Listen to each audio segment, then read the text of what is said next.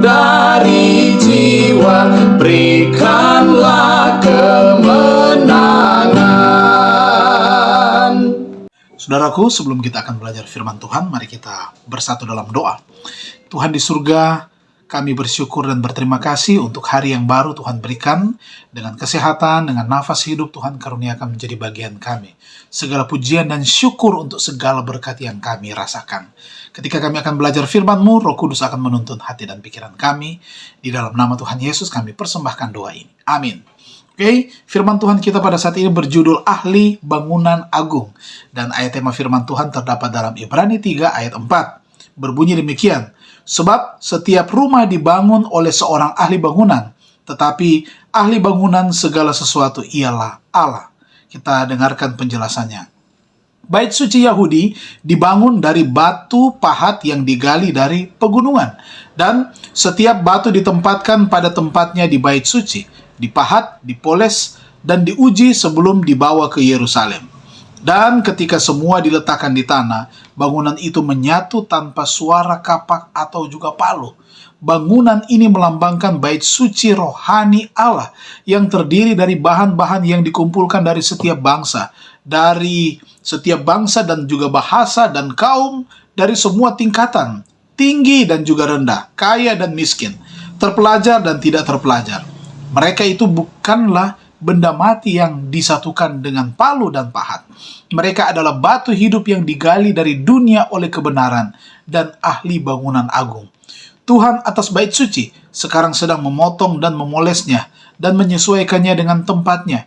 Masing-masing bait suci rohani, di bait suci rohani. Ketika selesai, bait suci ini akan menjadi sempurna di setiap bagiannya, menjadi kekaguman malaikat dan manusia. Sebab pembangunan dan pembuatnya adalah siapa? Tuhan sendiri. Tuhan, tidak ada seorang ataupun bangsa yang sempurna dalam setiap kebiasaan dan pemikirannya.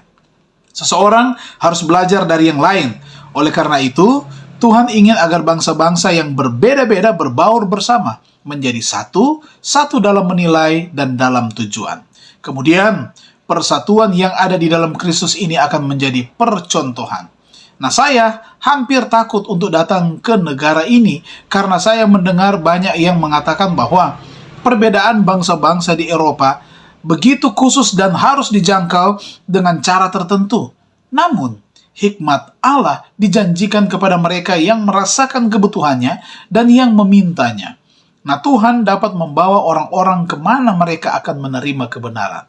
Biarlah Tuhan menguasai pikiran dan membentuknya seperti tanah liat yang dibentuk di tangan pembuat tembikar.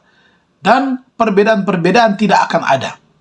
Pandanglah siapa? Yesus. Saudara-saudara, teladanilah cara dan semangatnya, dan engkau tidak akan kesulitan untuk menjangkau kelas-kelas yang berbeda-beda ini. Kita tidak memiliki 6 pola untuk diikuti, hanya ada satu, dan itu adalah Kristus Yesus. Jika saudara-saudara di Italia, saudara di Perancis, saudara di Jerman berusaha menjadi seperti Tuhan, mereka akan menginjakkan kaki mereka di atas dasar kebenaran yang sama. Roh yang sama satu akan tinggal di dalam yang lainnya.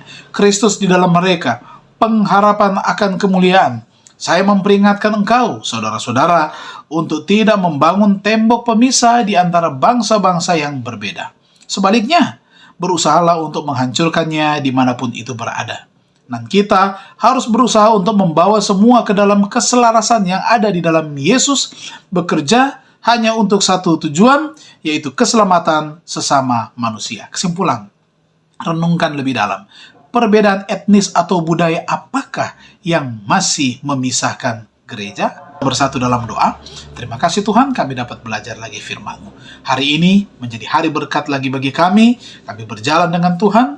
Kami boleh melakukan yang memuliakan nama Tuhan. Ini sembahyang kami. Dalam nama Yesus Juru Selamat kami persembahkan doa ini. Amin. Tuhan memberkati kita semua.